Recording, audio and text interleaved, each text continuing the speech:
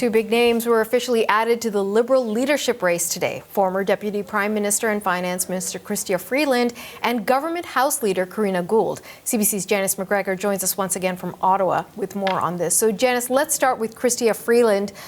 It didn't go exactly according to plan, I would say, for the former minister. Tell us more about what happened at her announcement. Yeah, it was a full room, a very lively room, very enthusiastic, but also some of the people who came there to be very vocal did not come there to be vocal in support of her candidacy. It took over an hour for Chrystia Freeland to get through a speech that on paper should not have taken that long. You can see some of the scenes here.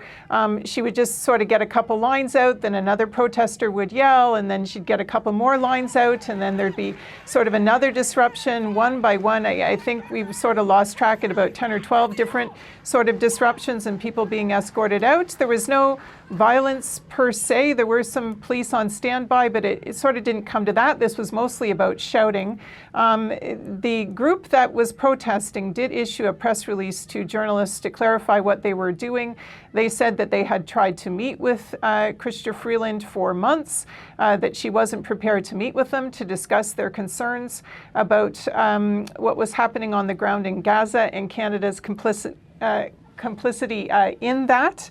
And as a result, they felt that they needed to disrupt her leadership launch to make the message clear that they didn't think that what they call her support for Israel's military operations is acceptable. They continue to call for an embargo on all arms trade with Israel.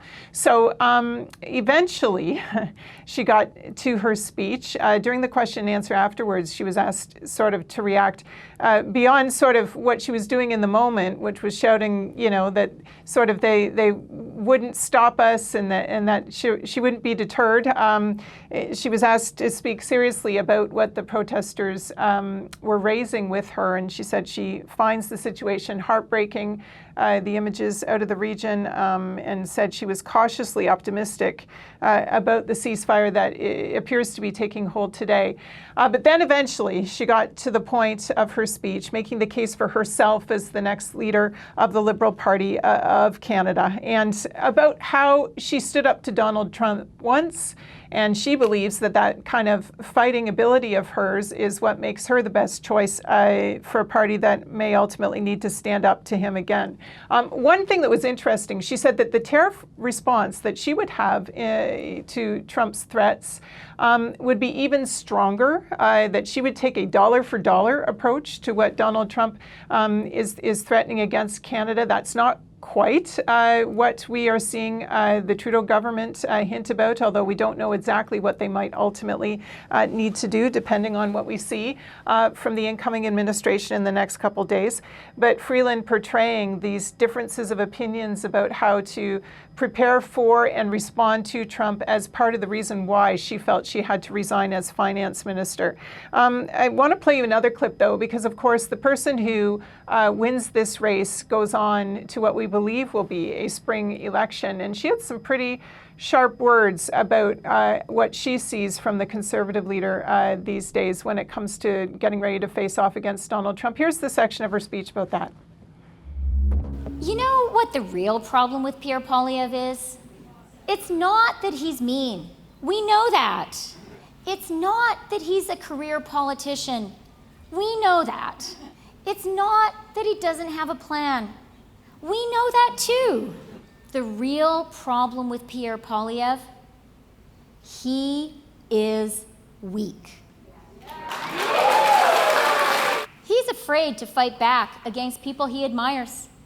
Sure, he's happy to dunk on the Liberals on Twitter, but he will never stand up to Donald Trump. He can't even stand up to Danielle Smith. Conservatives give as good as they get. We have had several blasts from them today as these campaign launches roll out. They continue to give her a nickname and emphasize that, in their opinion, there wouldn't really be a difference in the Liberal Party if it was led by her instead of Justin Trudeau. All right, let's talk about the other person who officially has launched their campaign now, Karina Gould. What can you tell us about that? That's right. She had her launch earlier today, just an hour before Chrystia Freeland today. So these events were going back to back. Karina Gould in Burlington, in another room, crowded with her friends and family. Her launch, I should say, not interrupted by anything. But I want to talk about a couple of specific things. First, a bit of news update. She said earlier today she has informed the Prime Minister that she's stepping down as government House Leader. She said she needs the space in this race to be able to take policy positions that aren't necessarily in line with what she would be expected to support if she was still inside cabinet. And she was specific about a departure that not only Karina Gould, but frankly all of the major contenders in this race appear to be prepared to make at this time, which is a stepping back from what was the signature climate policy of the Trudeau government, the carbon tax, which was scheduled to go up this spring again. Gould now calling for that to be paused, calling for more of a focus on programs that help consumers cut their emissions in more affordable ways, also focusing more on big polluters, backing away from a focus on the consumer carbon tax so much. And this is why, as she said, she believes this was necessary. I listen to Canadians and understand where they're coming from. And, we need to make sure that we are hearing Canadians where they are. And so this is a demonstration that I hear them, that we're going to keep fighting climate change, but I hear that this isn't necessarily the way that they want to do it.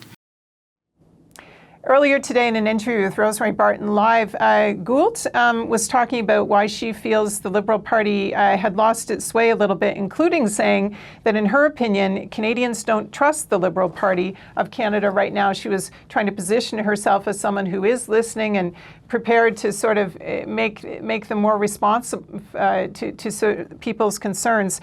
I would note, though, that the Conservatives have jumped right onto that line, sort of saying that carbon tax Karina, now she has this nickname too, is admitting sort of that the party's brand has lost its way with Canadians. So again, just, this is all happening in a context of a federal election coming up real quick. CBC's Janice McGregor in Ottawa. Thank you, Janice.